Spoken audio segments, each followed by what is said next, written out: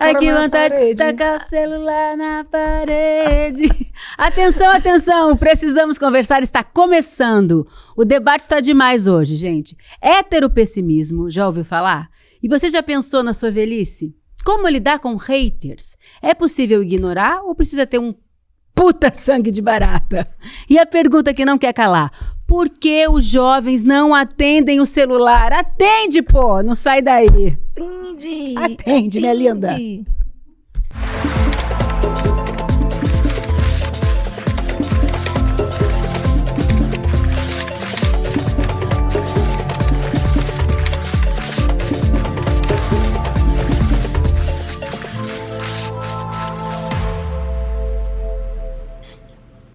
Olá! Está no ar mais um Precisamos Conversar, o programa de debates do ICL feito por mulheres, mas para todo mundo.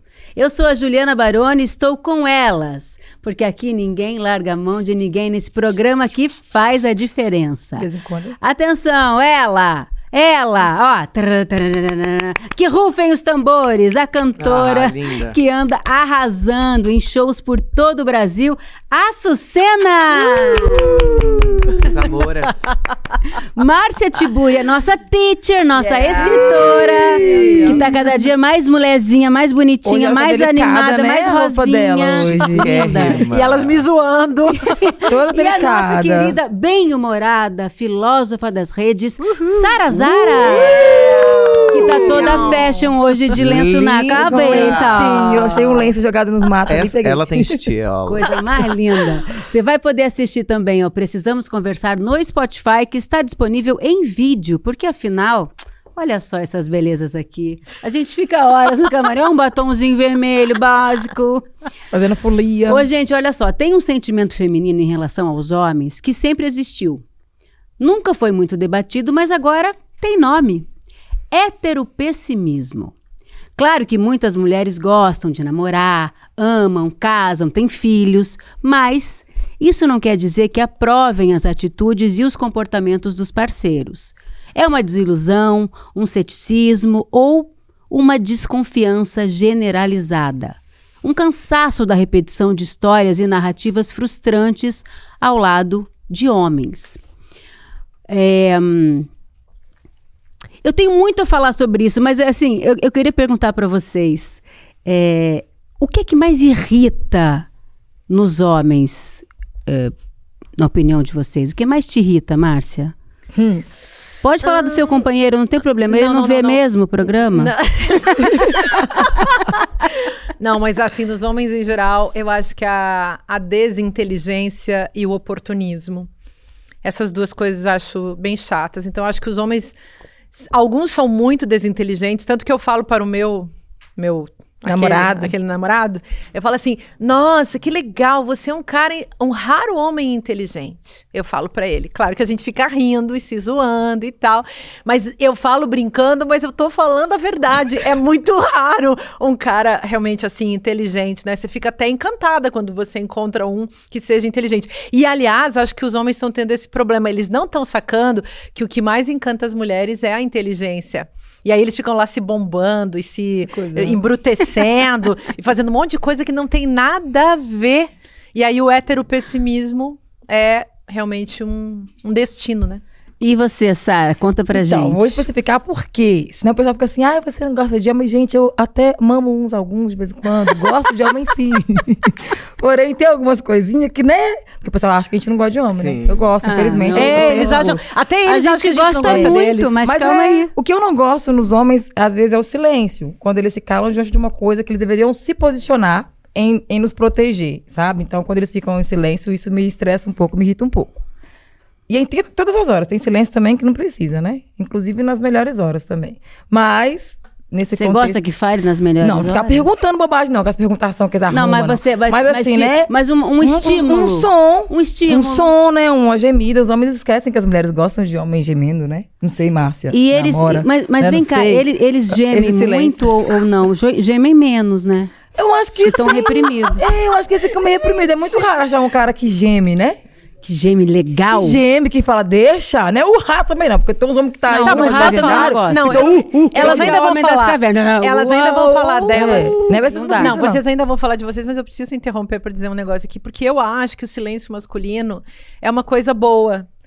Eu acho legal, a coisa legal dos homens é que eles são quietos, não enchem muito teu saco. Eu sempre disse assim... Fale por você, amor. Não, eu sou casada com o Eduardo meu Moreira. também não né? é quieto, eu queria dizer assim, O meu que não é quieto também. conversar, a gente conversa com as amigas, os homens é para outras coisas. Gente, a Márcia é muito... Não, Márcia, não, volta de Eu corte. gosto Sorry, de conversar. Minha grande questão, acho que com os homens, com o Eduardo, né?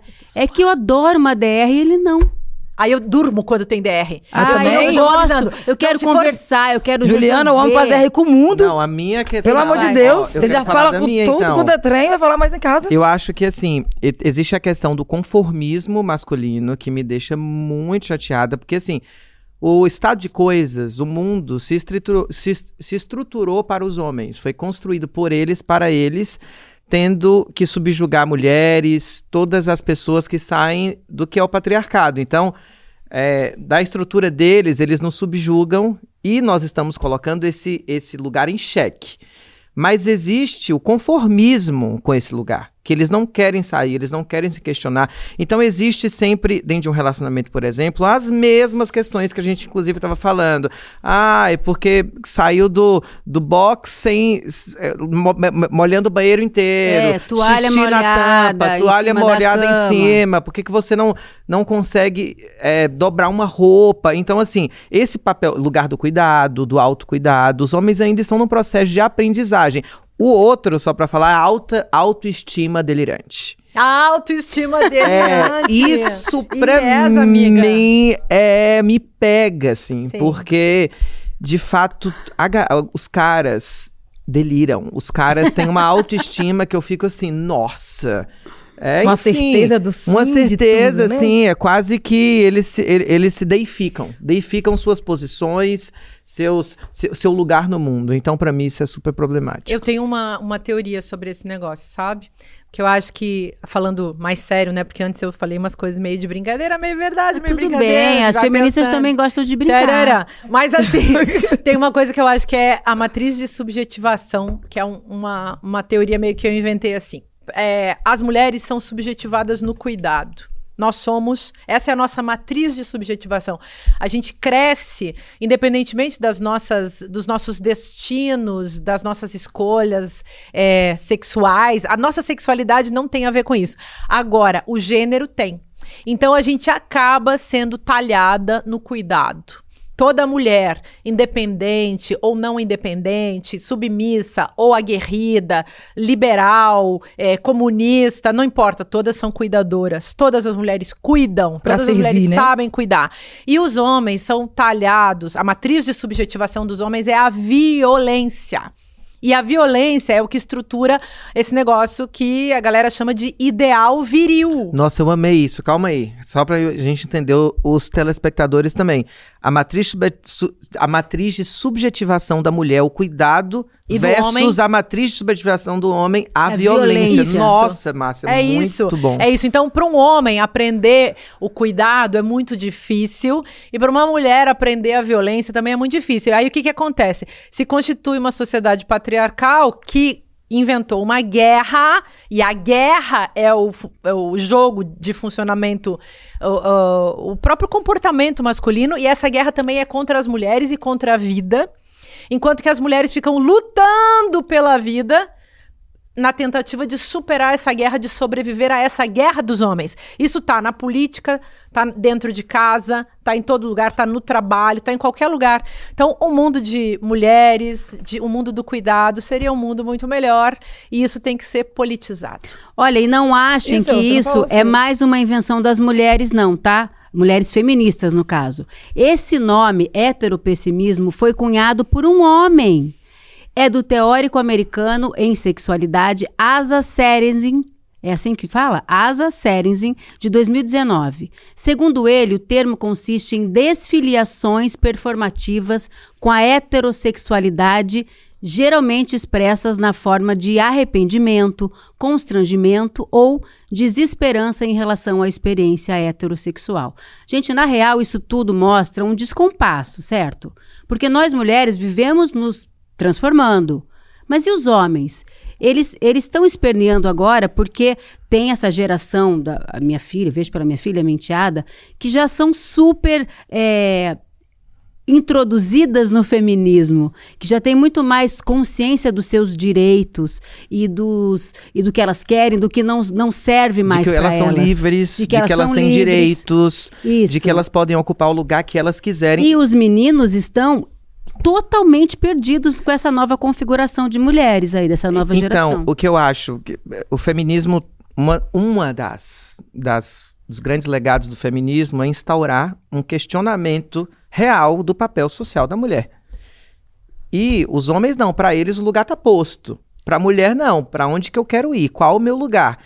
Essa questão, a gente já falou disso, de novo a mesma coisa, está gerando a morte de mulheres hoje, está gerando um aumento do feminicídio, porque as mulheres não aceitam mais lugar social que os homens escolheram para elas. Ora, o lugar é meu, eu escolho o meu lugar. Isso gera movimento, isso gera vida, isso gera mudança na sociedade, não só na cabeça das mulheres, mas dos homens também. Ora para eles ficarem no estado de contemplação.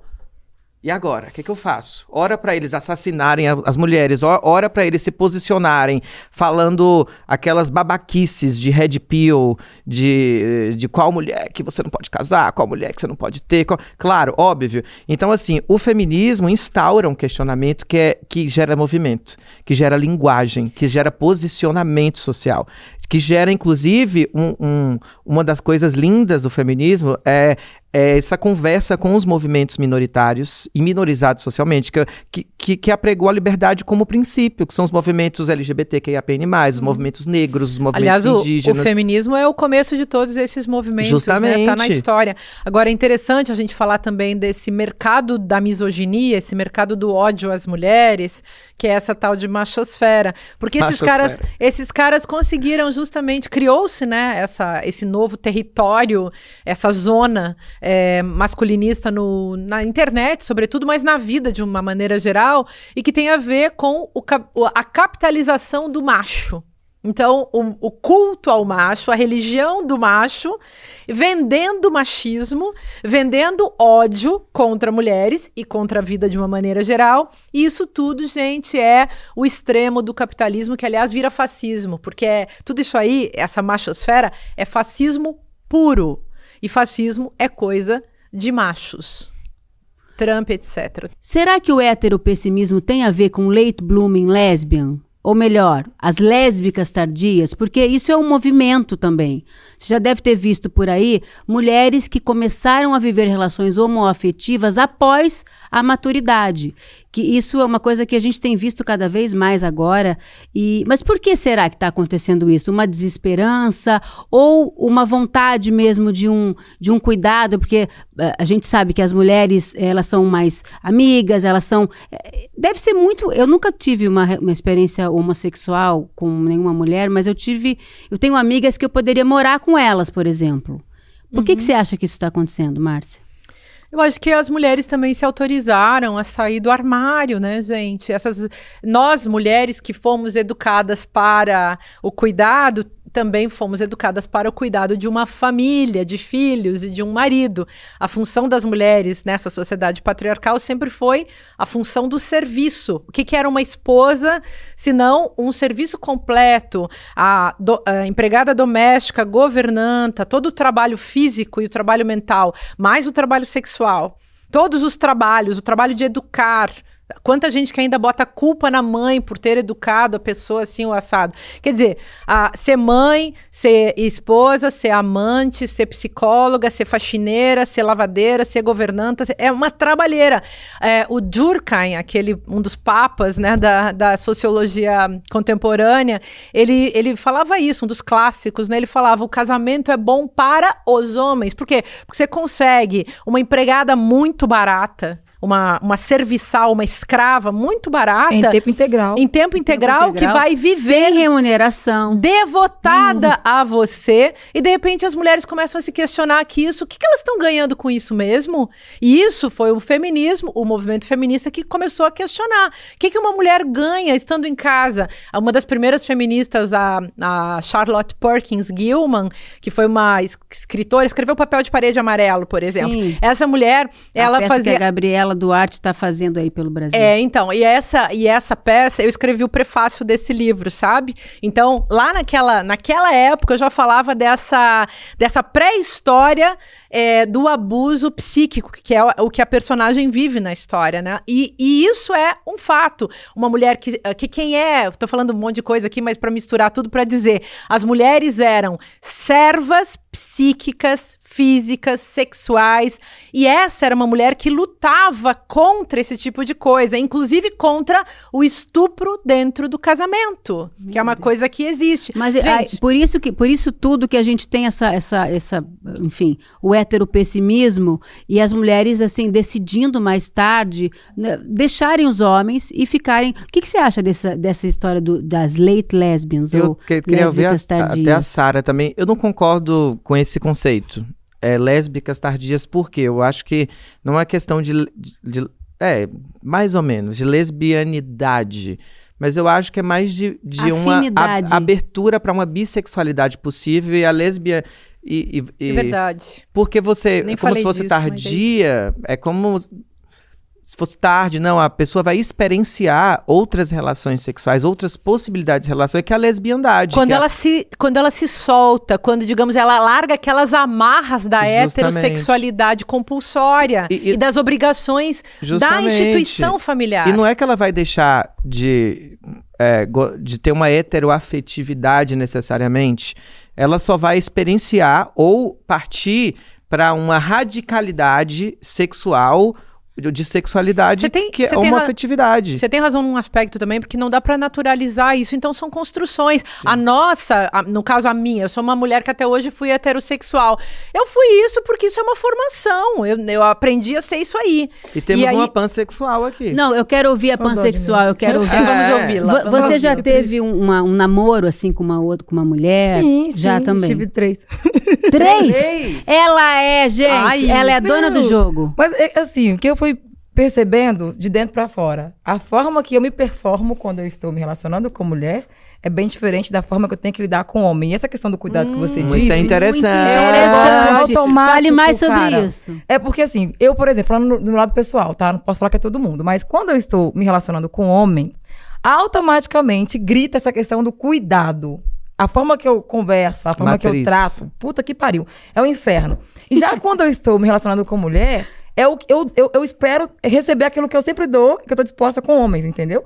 Mas aí quando bate mulher com mulher, vira uma troca assim absurda de cuidado mesmo. É uma questão bem diferente. Aí você ganha mais. Eu sinto que eu ganho do mesmo jeito que eu dou. E já com o homem eu tenho que ficar tentando buscar. E parece que a forma de agradar o homem é você cuidando dele. E é um negócio automático. E olha que sou eu falando, né? Mas o que eu entendi também... é que as mulheres começaram a se abrir mais para poder se relacionar com outras pessoas, inclusive outras mulheres, porque a rede social impacta muito na opinião das pessoas hoje. E aí tem essa exposição que a gente não tinha antes. Você vê os áudios que a gente escuta de homens falando de um date, de como eles estão tratando mulheres. Esse movimento Red Pill, de homens ensinando os outros a odiar as mulheres também, e colocá-las como apenas vamos falar, depósito de porra praticamente, porque parece que a mulher serve para isso. De todo o resto, os caras têm coragem de sentar, se convencerem para falar mal de mulheres, né? Pessoas que eles deveriam admirar, né? Então, eu acho que as mulheres começaram a entender que, assim, dá para ter uma exceção, dá para abrir possibilidades de novas coisas, porque agora não tá tão assim igual antigamente, né? A gente tá conseguindo se apoiar, conversar mais. Eu acho que o movimento colorido, o LGBT, ele ajudou as mulheres a ampliar, a entender que, tipo assim, não é só porque você está ficando com outra mulher que você não vai ser uma mulher que vai gostar de outros homens também, né? Porque antes tinha esse negócio de mulher caminhoneira, de um monte de tarde, né? A Sucena fala uma coisa muito interessante, que o desejo é por pessoas, não pelo sexo, pelo justamente, gênero. Eu né? acredito muito, desde o Freud. Muito Freud melhor. já falava que todo mundo nasce bissexual. Eu gosto muito do conceito de pansexualidade, porque abre esse lugar do bi, né, do lugar binário, para um lugar mais pessoa. embora seja muito difícil, mas na realidade as pessoas têm essa tendência. É a sociedade quem orienta a sexualidade culturalmente. É o tanto que hoje tem uma escala, inclusive um conceito de escala Kinsey, que é uma escala que acredita que você não... acredita na sexualidade como espectro e não como orientação. A orientação ela está engolida pelo espectro. Ela é uma construção social. O que é o espectro? O espectro é uma mudança que pode acontecer ao longo da vida. E claro, você tem os organismos de repressão desse espectro que pode existir. Tem gente que se abre. Eu acho interessante que, trazendo a matriz subjetivação que a Márcia trouxe muito bem junto com a Sara, agora, unindo as duas pontas, eu analisando o discurso de vocês, me parece muito que desde cedo, as mulheres, inclusive, a partir do cuidado, elas também podem experienciar o toque com outras mulheres que os homens têm uma tendência a repelir pela violência da matriz de subjetivação, como bem disse você. Se um menino encosta no outro menino no banheiro, já sai daqui, cara, você é viado. Não, se uma menina, outra menina alisa, outra menina... fala, eu te amo, super carinhosa. Ou seja, se uma coleguinha fica com outra coleguinha na adolescência, muitas delas não têm uma super questão existencial. O homem não. Se ele tem um caso homoafetivo que seja... Por experiência, né? Existe uma questão de sua sexualidade. Justamente. Mas eu queria falar... Por ele mesmo, inclusive. Eu preciso mudar de assunto. Eu vou. Que pena. Esse assunto é bom. Não, esse assunto a gente vai ter que voltar outras vezes, porque realmente ele é infinito, tá? Agora, próxima estação, velhice. Sim. Depois de discutir nossas relações afetivas aqui, e com 3 pontinhos, porque nós vamos continuar, surge outro passo a ser encarado: a velhice dos pais. Cuidar de quem cuidou de nós. Em primeiro lugar, rola uma inversão de papéis, uma troca de autoridade que pode ser bem desafiadora. Vocês já vivenciaram ou vivem isso nesse momento, Sara? Então, eu tenho uma questão meio assim, porque eu penso, primeiro, gente, quem escolheu ter filho são os pais, sabe? Então, eu acho que não existe uma responsabilidade pro filho 100%, aquela expectativa de, eu tenho um filho que vai ter que cuidar de mim, porque você escolheu trazer um dependente pra você. E eu tenho essa experiência tanto comigo e com a minha filha. Eu saí de casa com 14, então eu tirei uma boa responsabilidade dos meus pais sobre mim. E hoje a minha filha tem 14, eu não vejo a minha filha tendo que fazer o que eu fiz pra poder sobreviver sozinha. Mas eu sinto que eu sou responsável por ela, porque foi eu que tive a escolha de sentar errado, mesmo sentando certo, e ter uma criança, né? Mas eu acho que fica muito pesado a gente acreditar que o filho precisa cuidar dos pais pela troca, porque os pais cuidaram dos filhos. E até porque também essa questão de família, ela é muito sentimental. E não é porque você cresceu junto que você criou sentimento. Tem pessoas que não conseguiram se conectar até hoje. Tem pai e mãe que não conseguiram se conectar com o filho ainda, né? E aí eu acho que alastrar isso só por esse motivo... Eu acho um pouco assim, porque esse raso, amor, sabe? ele não é dado, ele é construído, Construído, né? Exatamente. Eu acho que há casos e casos Isso. sobre o que a Sara está falando, mas eu tenho uma tendência mais conservadora com relação à família, assim. Até do lugar e da família de onde eu venho. Já tive experiência... Conhecemos a sua Mamis, Margot. Que mãe orgulhosa, Nossa, gente. linda. Coisa mais linda. E eu tive a experiência com meu avô, que teve Alzheimer no final da vida dele. Ele faleceu tem cerca de 1 ano e meio. E é um processo muito difícil. Ele tinha 11 filhos e houve essa discussão. E minha mãe assumiu um papel de falar, não, se não for alguém morar com ele, ele vai vir para minha casa. Eu acho que existe uma discussão muito mais profunda aí sobre o papel, falando papel social da mulher, o papel social do idoso. Acho que o capitalismo, como sistema, ele sequestrou o lugar, a dignidade da pessoa idosa dentro de uma sociedade que é muito mais antiga, que são milênios dos idosos serem tratados como anciãos, como portadores de sabedoria e experiência de uma vida inteira. E experiência não só de trabalho, mas experiência de sentimento, experiências de conselhos, o idoso, quando ele alcança a sua maioridade idosa, ele deixa de produzir materialmente para produzir intelectualmente. E esse lugar, ele foi expropriado pelo capitalismo. Então, assim, isso é um processo, porque assim, muitos idosos não têm o que ensinar hoje porque eles foram alienados do seu processo de sabedoria, porque eles tinham que ficar numa fábrica o dia inteiro para chegar em casa, dormir e amanhã cedo voltar para a fábrica. E o que eles repassavam? Eles foram... Não tinha um artesanato, eu ensino para você, meus filhos, meus pupilos. Ou seja, ferreira é quem é filho de ferreiro. Ou seja... Justamente, a gente perdeu sobrenomes de trabalho que não fazem mais sentido, porque os idosos perderam seu papel social no mundo, o que para mim é uma pena. E claro que, para mim, o outro sentido é que o velho, e eu queria jogar isso na roda, existe movimento na velhice, existe mudança na velhice. Uma vez eu encontrei com uma amiga minha que é travesti, e ela já tinha perto dos seus 60 anos, ela falava, no meu tempo não tinha esse nome. Eu falei, não, o seu tempo ainda é hoje, é agora. E ela começou a mudar, porque o velho, ele tá aqui agora, gente. Ele não é uma pessoa estática no passado. Então, assim, a gente precisa construir uma ideia de que há movimento na velhice. E eu penso que a gente tem um dever, um papel social, enquanto sociedade, de cuidar dos nossos velhos. Não sei como, é uma questão para nós. Olha, eu acho assim, na minha casa, né, exemplo da minha mãe, ela cuidou da minha avó com Alzheimer até o fim da vida. A gente, por enquanto, tinha no começo uma cuidadora, não sei o quê, uma divisão de tarefas entre as irmãs, mas chegou uma hora que não tinha mais como deixar a minha avó morando sozinha, que estava perigoso, e minha mãe levou ela para casa dela, para nossa casa. E ela morou com a minha mãe muito tempo. E a minha avó não aceitava, ela sempre foi uma mulher, a minha avó, muito controladora, muito a dona da casa, na minha cozinha ninguém mexe, ela era esse tipo. E o afeto dela, ela não era uma avó carinhosa, mas o jeito dela demonstrar afeto era fazendo comida, fazendo bolinho de chuva, fazendo doce. Ela era assim. Então, ela se sentia muito mal dela não poder contribuir nos afazeres domésticos. Então, a minha mãe inseria ela nesse contexto e ficou com ela a vida toda. E também passamos por uma questão... Eu sempre vou falar do meu pai, porque é uma figura que enfim, é muito rica a minha relação. E a sua vida. E a minha vida.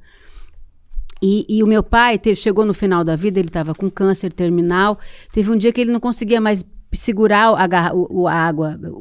o copinho d'água sozinho, e eu tive que pegar uma colherzinha e dar na boca do meu pai a água.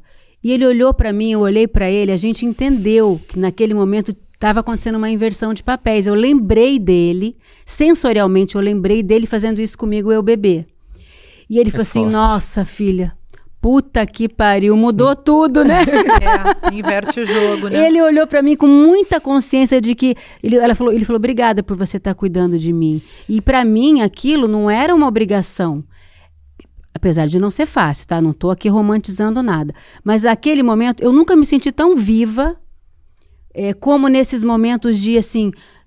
apesar da dificuldade, de entrega, de retribuição, de gratidão. Mas por quê? Porque a minha relação com ele ao longo da vida foi uma relação construída à base de muito amor. Assim como minha avó, minha mãe com a minha avó, entendeu? Mas acho que essa é o que faz a diferença, né, Ju? Se tem... É mais fácil você cuidar de uma pessoa idosa que cuidou de você... ou que você ama muito, mas nem sempre, como a Sara falou, a gente consegue desenvolver uma relação assim dentro da família. E aí tem uma obrigação legal, além da obrigação moral. A obrigação legal, eu acho que ela nos ajuda. No Brasil, a gente tem uma cultura muito familista, em que a gente se sente na obrigação de cuidar dos idosos e das crianças, mas a gente está falando de idosos.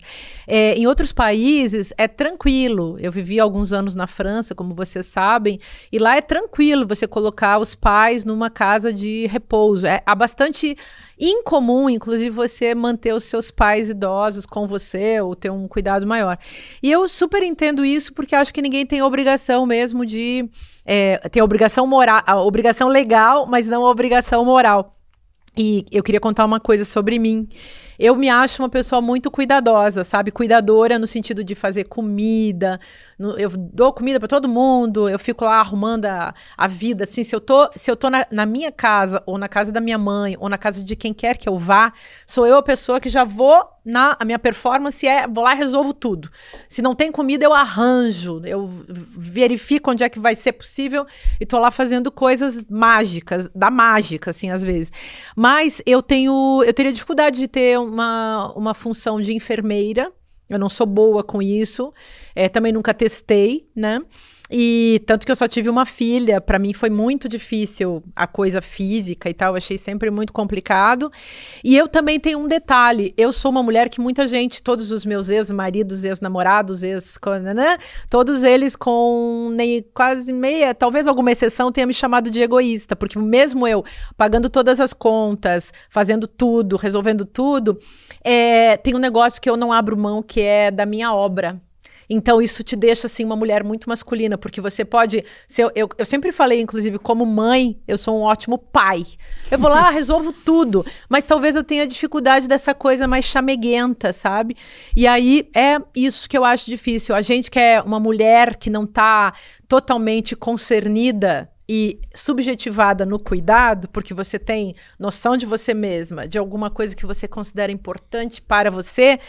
Se você não estiver ali totalmente vinculado ao cuidado, pode ser que você sofra também, né? Mas aí vem aquela velha pergunta, né? Quem vai assumir os cuidados? Logo vem a imagem de quem? De uma mulher. Sempre justamente. uma mulher, né? Ou uma filha, uma irmã. Constatação, exatamente, uma constatação cultural. Obviamente, porque os homens, eles também sabem cuidar, né? Mas na maioria das vezes sobra mesmo para a mulher. Eles fingem que não, né? Eu acho que não é responsabilidade deles, né? Eles tiram o corpo fora. Eu acho que eles também não conseguem. Tem uma coisa de... Não é que não conseguem fisicamente, mas emocionalmente eu vejo as mulheres mais fortes. Mas eles são o sexo frágil. Os homens são o sexo frágil. Eu acho que tem a ver com aquilo que a Márcia falou, muito, muito sabiamente, sobre... De novo, a matriz de subjetivação entre o cuidado e a violência. Ou seja, não é pra mim o cuidado, logo tô fora. E eu sou um pouco conservadora sobre isso, porque assim, e não só, acho, no sentido familista, mas eu acho que assim como existe uma sociedade inteira que tem que cuidar de uma criança, a gente precisa cuidar dos nossos velhos enquanto sociedade. Porque uma vez que a gente expropriou deles a sabedoria, o cuidado. E quando eles foram maus e cruéis, não, então, mas justamente, como que você faz? Sobre isso que eu quero dizer. Eu acho que a gente... Obrigada por até me lembrar. Eu acho que a gente precisa ensinar os nossos velhos. Agora é um papel nosso de ensinar os nossos velhos a que eles podem mudar. Tá, mas o velho é a pessoa que fica. Então, eu tenho várias histórias de amigas que tiveram aqueles pais violentos, que abandonaram, abusadores, história, né? E que depois vêm exigir quando são velhos. A minha avó cuidou do meu avô que quase matou ela. E eu era criança e eu ficava assim, por que a vovó tá fazendo isso? De cuidar desse homem. A minha mãe, quando o pai dela morreu, ela disse que ficou aliviada. Porque ele era uma violência só, era uma coisa que, imagina, violência nos anos 50, desquitando-se no interior do Rio Grande do Sul. Mas aí tem os asilos, né? Tem os casas de cuidado. Qual o nome? São casas Mas nem passava pela casa cabeça. De repouso. Casa de repouso. Mas olha só, mas isso é um tabu, viu? Porque, isso assim, é um tabu no Brasil. Por exemplo, minha avó, eu jamais deixaria minha avó ir para uma casa de repouso. Principalmente porque... por eu entender ela como lugar de sabedoria, por eu entender ela como lugar de conselheira, enfim, de afeto, de amor. Então depende do vínculo, né? Justamente. Não, mas falando sobre casa de repouso, você já deu uma introdução desse assunto quando você comparou a mentalidade do europeu com a nossa, né? Da América Latina. A minha avó dizia assim, quando ela estava com Alzheimer, já falava assim pra minha mãe cuidando dela, dava até pena da minha mãe, tadinha, porque tinha dia que minha avó estava muito difícil, estava agressiva até, porque o Alzheimer tem essas fases, né? Ela dizia, eu já sei, você vai me mandar pro asilo, como se fosse um castigo, exatamente, como se fosse um castigo. Tem casas de repouso muito caras, tá? Muito caras, que são verdadeiros clubes, onde tem enfermeiro 24 horas por dia, tem dinâmicas sociais, tem baile, tem festa, tem comida boa, custam, obviamente, os olhos da cara, e tem muita gente optando por isso hoje em dia, quem tem dinheiro, tá?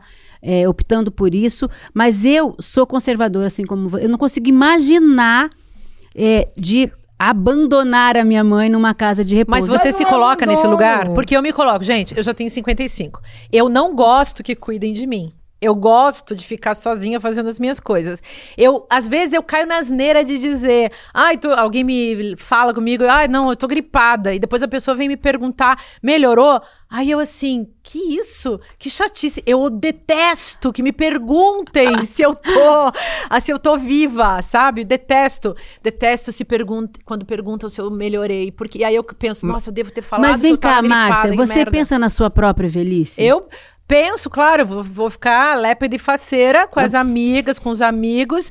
E eu vivo falando, se as deusas quiserem, eu não serei herança de minha filha. Eu tenho várias amigas que tiveram que herdar as mães. Inclusive, eu tenho uma mãe, mas nós somos vários filhos. E óbvio que minha mãe é bem dividida lá entre a galera, né? E eu faço o que eu posso, assim. Mas eu realmente... E minha mãe também não gosta. Minha mãe anda numa cadeira de rodas e mora sozinha. Não quer nem saber de gente por perto.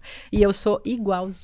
Nossa, e você, Sara, pensa em você velhinha? E vou morrer cedo. Não, peraí. Não quero morrer muito, não. Não, mas peraí, gente, calma aí. morrer cedo é uma questão não, bem... você tem esse pressentimento que você vai morrer cedo, ou você... Não, a vida já me essa avisou ficção, pra ou morrer você cedo. quer, ou você tá Desde criando essa quando? história, Você tá assim. doida? Por que você falou isso? Gente, é assim, essa questão, eu tava conversando com Eu isso... não gostei dessa frase. Eu Nem tava conversando com isso com o Uber na hora que eu tava ouvindo, porque as pessoas falam sobre início e fim de vida com um negócio, tipo, nossa, é um tabu, né? Mas eu acho que pra quem é atípico, a mente é mais prática. A gente pula a parte, sabe? Aquela parte toda de... e vai pro final logo. Se você nasce, você morre.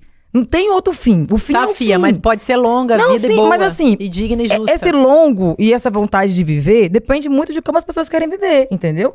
Em pleno 2025, daqui pra baixo, cara, vai ser árduo viver em paz. E eu quero viver em paz. E pra viver em paz tem que morrer cedo. Não tem como lutar. Gente, é Lula, é Bolsonaro, toda hora um negócio. Imagina isso. Sabe por que você tá a falando longo isso? prazo. Sabe por que você tá falando isso? Você tá falando isso porque você é jovem. É chupeta na boca. Márcia, quem aguenta isso? Mas assim, ó, o meu combinado com a vida foi... Eu preciso estar viva até a minha filha se tornar autônoma, entendeu? Depois que ela tornar autônoma... Meu Deus, gente, não... Mas não A gente quer você aqui. Mas eu não parar quero... com isso. Gente, não, mas eu não Garota é quero... maluca, gente. Não dá. Eu não quero viver muito por um motivo que eu acho que viver muito do jeito que a gente vive hoje é viver mal, entendeu? Então eu quero um Mas vem cá, descanso pleno. mas um assunto. Olha a bagunça. Sara, Olha a bagunça. Sara. Eu quero ouvir a Sucena Não, agora. mas Atenção. eu acho que eu compreendo o que a Sara diz, mas é muito importante que a gente entenda, e eu acho que a gente precisa aprender isso e ensinar os nossos velhos isso, a quem está envelhecendo isso. De novo, eu vou puxar o assunto da mudança, do movimento. Ser velho não necessariamente precisa significar ser estático. Não necessariamente não precisa... Bonito isso. Porque a gente pensa na velhice como um lugar rígido. E a velhice pode ser um lugar de mudança, de experienciar a vida em outros lugares. Por exemplo, é só você reparar a diferença entre uma mãe e uma avó. Há uma diferença linda, até um rejuvenescimento da velhice, quando a pessoa velha experimenta, ou uma pessoa jovem que está tendo um neto, experimenta que o papel da avó não é mais aquela chamada de atenção intensa que os pais têm que ter, mas é mais sobre o amor, é mais sobre o fazer as gente, vontades eu da tô ficando criança. velha. É curtir. Deixa eu te falar. Então, assim, é movimento, é vida. Não, eu vou usar minha sabedoria de velha. Muito, não. Deixa eu usar minha sabedoria de Quero galinha na pipa cedo. Tá, mas olha, meu Ela bebê, tá doida. eu que estou envelhecendo, vou usar minha sabedoria de pessoa envelhecendo para falar para a Zara que eu nunca fui tão feliz, eu estou mega feliz, cheia de projetos, inventando um monte de coisa. Assim, é muita coisa. Garanto que quando você chegar na minha idade, você vai estar igual a mim, pensando em o que você vai fazer nos próximos 50 anos. Então, mas assim, ó, Então, eu comecei a viver muito cedo. É o tal do viver, jovem pessimismo. Eu comecei muito cedo. Então, tipo assim, como eu comecei cedo, eu estou caminhando por um caminho. Ela já tá cansada, gente. E eu Quer quero mais descansar de verdade, em plenitude, sabe? Não é descansar de aposentar e ficar pedindo favor, porque eu vou pedir favor pros outros. Eu vou ser uma velha que eu pedir favor o tempo todo. Só que A gente te eu não cuida. quero aquele negócio, sabe, assim, meu Deus, eu vou ver muito. Você é muito Pra quê? potente, você é muito potente, muito Por isso inteligente. mesmo, gente, tem que morrer cedo. Você se imagina senão o povo velha suga, como? você fica louco. Eu me imagino velha e mudando, sendo uma velha que vai... Não dando uma de jovem. Eu no meu lugar de velha, mas sabendo que eu posso curtir com as diferentes faixas etárias, eu posso brincar com as crianças, eu posso dançar com os jovens, eu posso jogar carteado com as minhas amigas e fofocar. Eu me encontrei... Falar mal dos outros, né? Não, falar mal dos outros. Eu tenho uma experiência com uma das pessoas idosas mais lindas, que é a Ana Lombardi, que é uma produtora do Rio Grande do Sul, que quando eu fui pra lá, ela e as amigas se reúnem pra falar besteira, pra beber cerveja, pra ir pro teatro, pra dançar, e são todas mulheres acima dos 60, 70 anos que se encontram. E assim, eu vi naquela velhice uma possibilidade de falar de sexo, de falar de drogas, de falar, fumei um beck, tava maravilhoso, então, e são pessoas velhas, entendeu? Que estão essa velha aí, gente. Que é o que a Márcia disse, se for para envelhecer, que seja um envelhecimento que te gere movimento. Claro.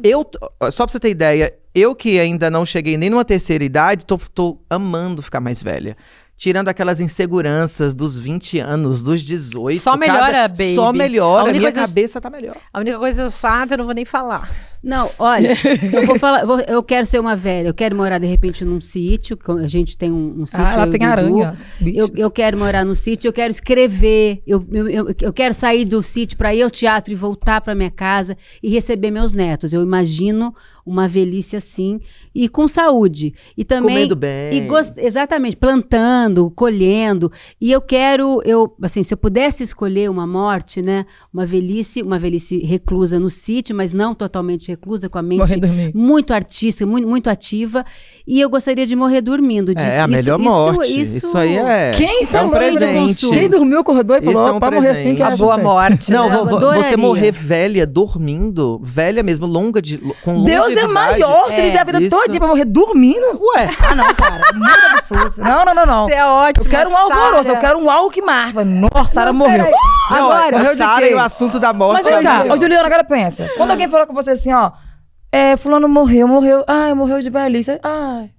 Tava esperando, não, tem que ser uma coisa Ela é grega, ela quer uma morte trágica. Ela quer uma morte trágica. Tem que marcar a saída. Marcou a entrada, ela quer sair também em grande estilo. Eu acho o mundo... de velhice é tão assim, tão Sarah, normal. Eu acho o mundo tão curioso. Eu adoro, eu quero ser normal, eu gosto Eu também. Eu acho esse mundo tão curioso, tem tanta coisa pra gente ver, pra ser explicada, que eu fico... Quando alguém morre... Tá chupando chupeta quando alguém... Então... Daqui pra frente... Peraí, vocês querem ver outro assunto muito louco que tá beirando aí?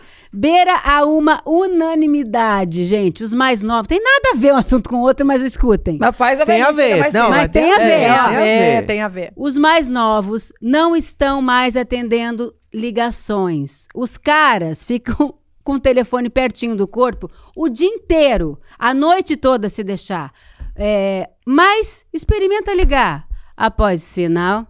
Deixe seu recado. Baby, me atende. Ai, que vontade de tacar o celular na parede. Cara, esse fenômeno é muito interessante. Filha, tá me ligando. Eu não atendo, não. Você não atende? Aí, ó, ela é mais velha, ela não atende. Eu só atendo se a minha mãe me liga.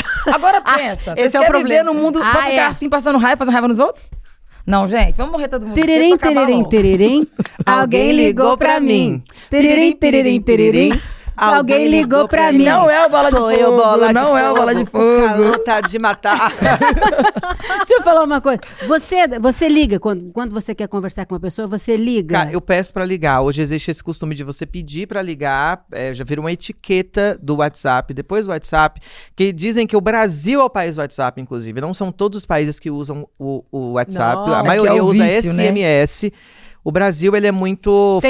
futurista, né, nesse lugar de qualquer novidade. Tem gente que só tem, estrangeiros que só tem o WhatsApp pra falar com brasileiro. Eu conheço vários. Não, e eu tenho as pessoas... Justamente. E qual que é o outro? Telegram, essas coisas. Geralmente os gringos, em geral, usam ainda o SMS até pra conversar normalmente, como o WhatsApp. Só que existe a ligação. Aí eu peço pra ligar. E raramente, às vezes tem as ligações sem querer, né, que é um susto. Quando você liga sem querer, é um susto. Parece que é uma ultra novidade que você está fazendo, ou um desrespeito, invasão de privacidade.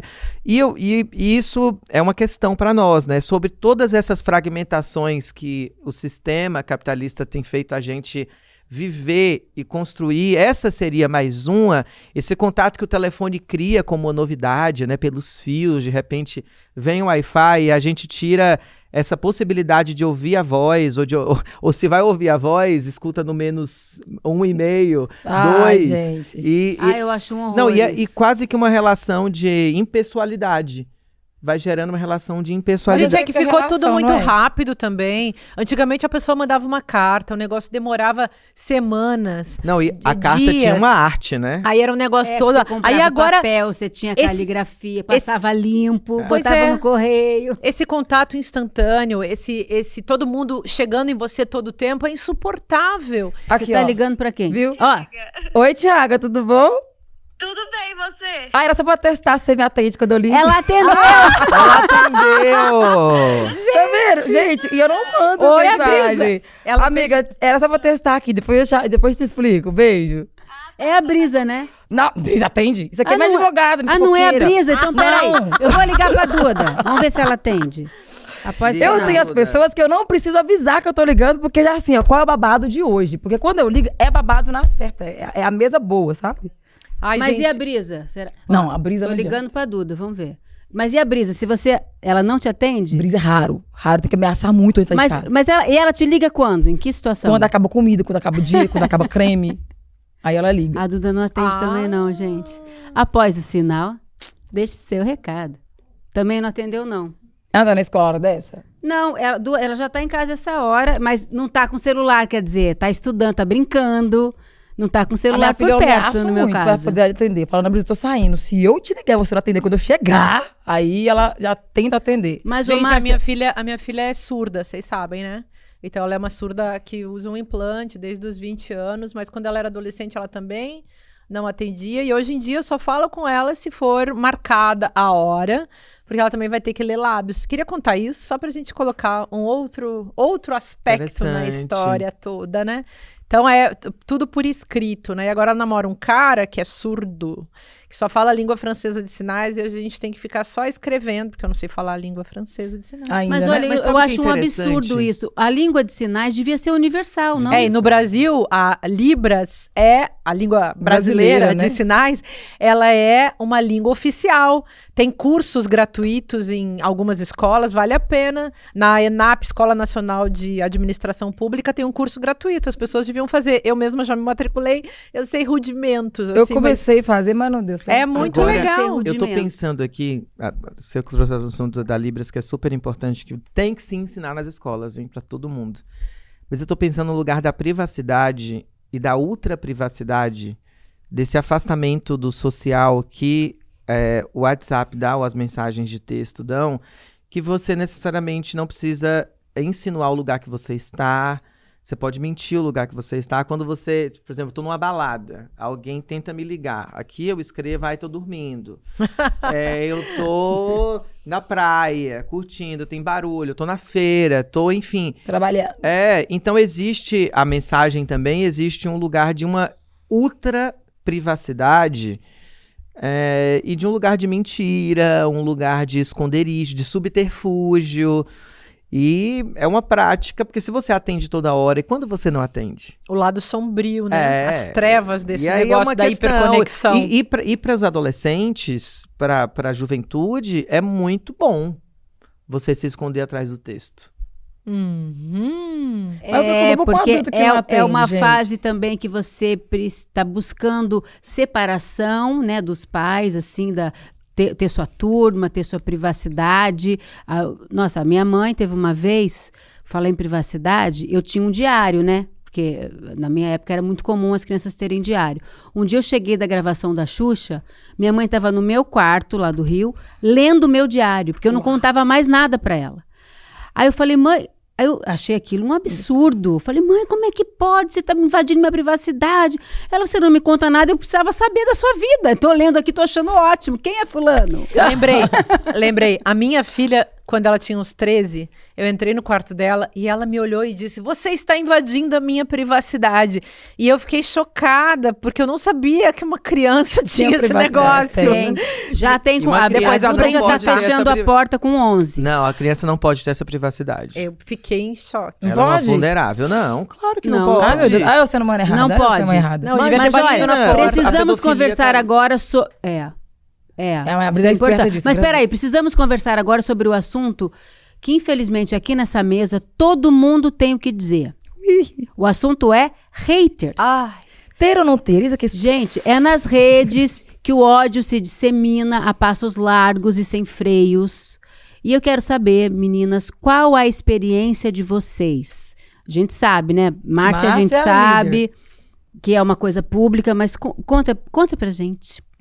Em resumo, eu colocaria como marco final de 2015, quando eu lancei Como Conversar com um Fascista, que aquele fascista, o Olavo de Carvalho, pegou no meu pé. Ele, não posso citar aqui, é um programa familiar.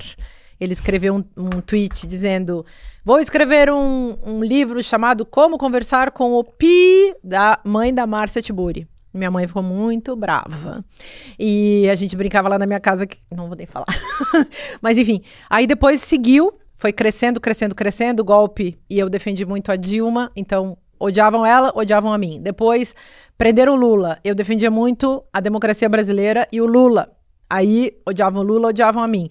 E foram, em 2018, eu fui vítima de uma campanha de difamação muito pesada.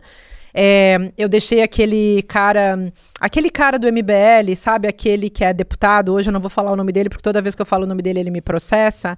Eu deixei o cara falando sozinho numa rádio, porque foi uma emboscada. Não me falaram que essa gente do MBL ia entrar.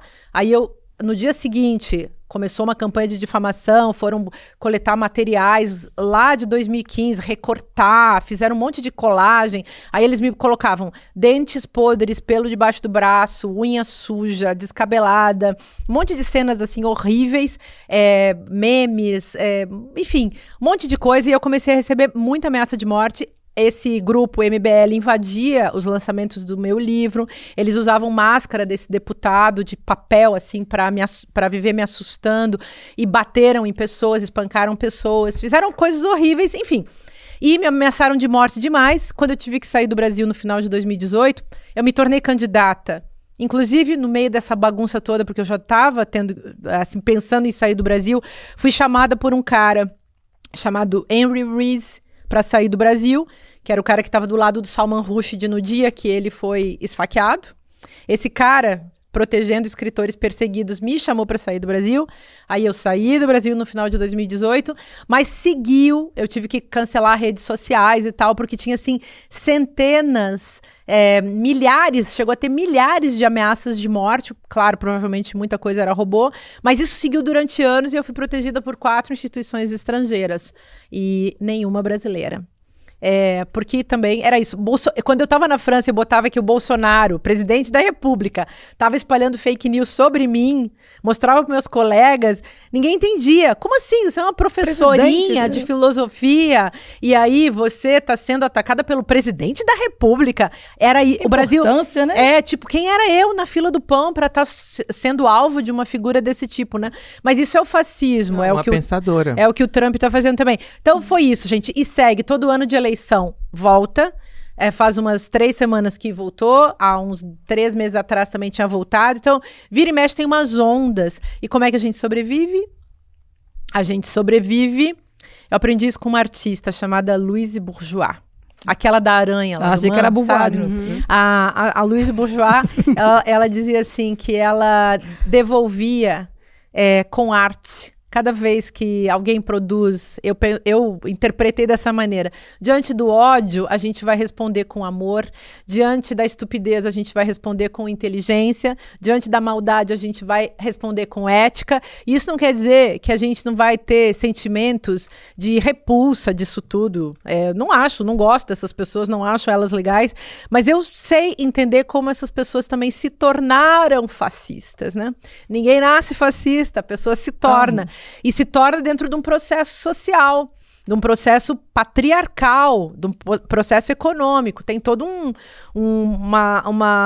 contexto a ser analisado. Foi tudo, digamos assim, o resumo geral é isso. Respondi com muitos livros, respondi com muitas pinturas, com muitos desenhos. Muitas coisas lindas, inclusive. Obrigada. E de vez em quando tomei um floral de bar. De vez em quando tomei uma tacinha de vinho. Mas, gente, como vocês sabem, eu Sou virgem de maconha, virgem de cocaína, virgem de drogas em geral. E virgem de mulher. Virgem de mulher. Sou virgem de muita coisa. Então, eu sou, assim, uma pessoa muito simples, Que mas triste. eu tenho essa Que triste. eu tenho essa coisa da criação, né? E uma imaginação muito ativa. E eu acho a vida muito bonita e acho que a gente conecta com as pessoas legais. E as outras, a gente vai tentando fazer a alquimia sem a qual ninguém estaria nesse mundo, né? Nós somos Agora, alquimistas. fácil não é, né? E pra você, como é que foi a experiência de Não, hater? menina, fui Você tem entendendo muito, que- né? Depende, eu que escolho quem é o meu hater ou não, entendeu? Depende do meu dia. Porque eu entendi que os haters, eles precisam de uma relevância em algum momento. Eles querem existir. E aí, quando você vai ver, são pessoas que estão procurando atenção de alguma forma que aqui no mundo físico, sabe? Eles não estão conseguindo. Lembra do filme Avatar? A nossa vida é aquilo ali. Eu acho que quem inventou aquele filme já teve uma visão de como seria hoje, né? O tal do conectar o rabo do boneco lá no filme é a nossa rede social. E a gente tá aqui conversando e o pau tá quebrando aqui, ó. Tá acontecendo. A última postagem que eu fiz, tem gente me xingando, gente me defendendo. Porque a vida daqui de dentro é que manda daqui de fora. E aí, quando você vai ver o povo que tá lá dentro, sendo assim, ativo, e xingando e brigando, se você vê na rua, eles não têm coragem de falar com você com a mesma altivez, Mas, entendeu? Sara, deixa eu te perguntar uma coisa. Você consegue separar o que é você no virtual e o que é você aqui falando com a gente? Infelizmente, é a mesma coisa. Eu acho que eu sou uma das poucas pessoas que escolheu ser tanto aqui, porque o que domina aqui dentro é o que eu sou aqui fora. E é por isso que eu arrumo muita confusão. Porque geralmente as pessoas procuram uma persona, né? Ou então uma forma de não caçar assunto, né? E no meu caso, o que eu pego aqui, eu jogo aqui, cria-se muito assunto.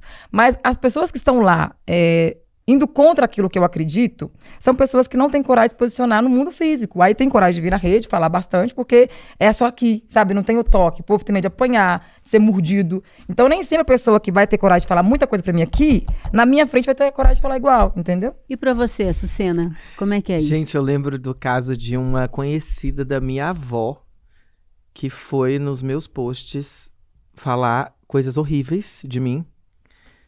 E ela não se deu conta, né, de que eu lia tudo, de que eu ia descobrir que ela era amiga da minha avó. Que horror.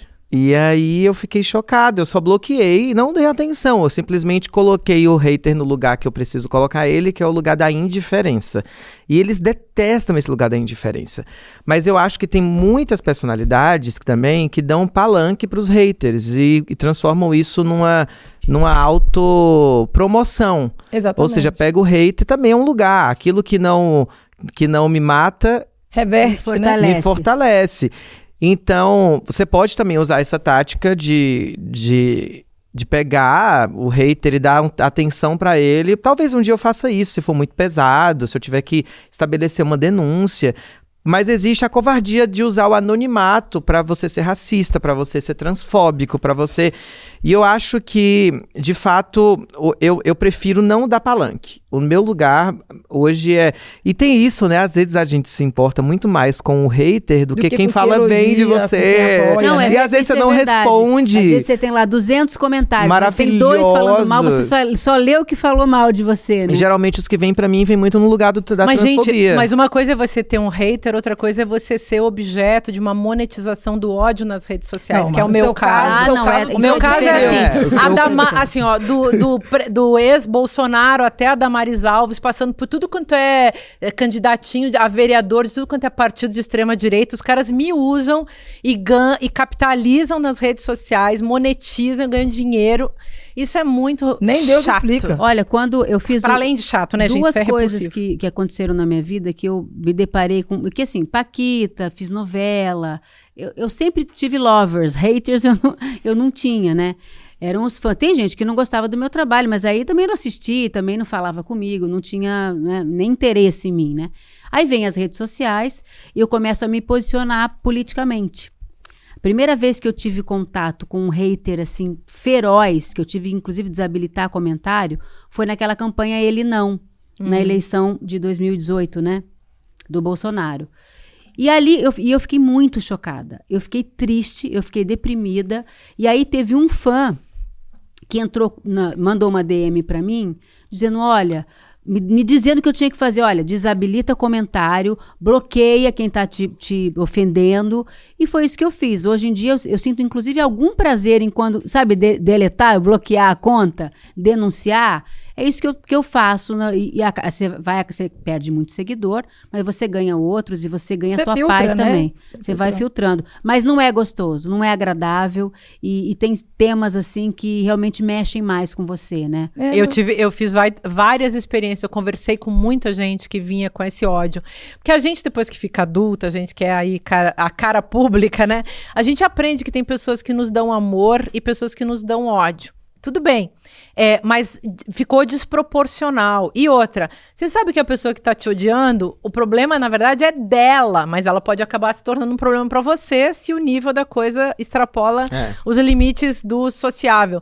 E o amor é a mesma coisa. Você sabe que aquela pessoa que tá te dando amor, ela é amorosa, ela é generosa. Agora, às vezes eles viram, né? Viram digamos, alguém que te ama, mas se você não amar o Bolsonaro, já não te ama mais. Então, essa pessoa, na verdade, quer que você represente ela em alguma coisa. Então não era amor, era cilada. E a expectativa que você coloca em cima das pessoas, né? É absurdo. E você tendo que representar alguma coisa que nem ela mesma consegue representar. Então, isso é um negócio também assustador. É muito pesado. E vocês querendo viver até ficar velho. Como que vive desse jeito? Sara, a gente vai conversar sobre isso. Precisamos conversar sobre longevidade, Sara. É muita perturbação na mente a viver em paz. Tem muitas ideias. E nesse domingo, dia 28, às 8 da noite, vai ter uma aula magna, inédita, online e gratuita, Como Salvar as Democracias, com o cientista político Daniel Ziblatt. Mediado por quem?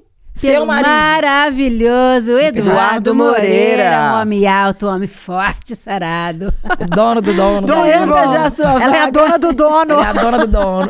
Deixa eu falar onde é que garante a vaga. Garotos, por favor, garanta já a sua vaga em iclconversar.com.br, tá? E se você quer continuar essa conversa e ficar por dentro de tudo que vai rolar por aqui, aponte seu celular para onde?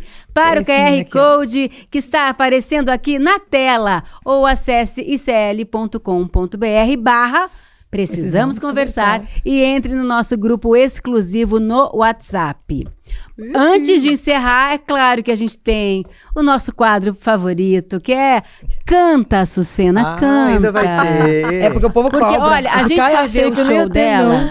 Ai, que E aí, um dos momentos que eu mais gostei do show foi a Açucena cantando Força Estranha. Já que a gente falou sobre o tempo, sobre velhice, sobre mulheres, eu acho que você podia cantar essa música pra gente. O que você acha? Vambora. Canta um pedacinho dela ou um pedacinho? Um pedacinho, O né, que a pedaço gente que você tá... quiser, você que manda aqui, minha linda. É, um O trechinho. O refrão que é lindo. Ou seja, a gente não vai parar de movimentar a vida com a nossa voz. Eu acho que é sobre isso essa canção. Por isso uma força me leva a cantar. Por isso essa força estranha. Por isso é que eu canto, não posso parar. Por isso essa voz tamanha. Por isso uma força me leva a cantar. Por isso essa força estranha. Por isso é que eu canto, não posso parar. Por isso essa voz tamanha. linda. Até semana que vem. Mas vai morrer do mesmo jeito. Eu vi muitos cabelos Vai, brancos. garota, tá amarrado. Ai, que difícil. As democracias não morrem mais com tanques. Hoje, elas morrem com votos. Morrem com um vírus que é implementado dentro do regime democrático para destruir a própria democracia. Quem nos ensina isso é Daniel Ziblatt, professor de Harvard e autor do livro Como as Democracias Morrem. Quer a notícia do ano? A bomba! Ele vai dar uma aula online, gratuita, para todos nós da comunidade do ICL. E mesmo você que não é da comunidade ICL vai poder assistir também gratuitamente. Vai ser traduzida para o português para todo mundo poder entender. Vai ser no dia 28 de agosto, uma quinta-feira, às 8 horas da noite. E aí chama teus amigos, tuas amigas também para participar, porque assistir uma aula dessa defende a nossa democracia. Mais do que nunca a gente precisa disso. Um abraço e até dia 28 que eu vou estar lá com vocês.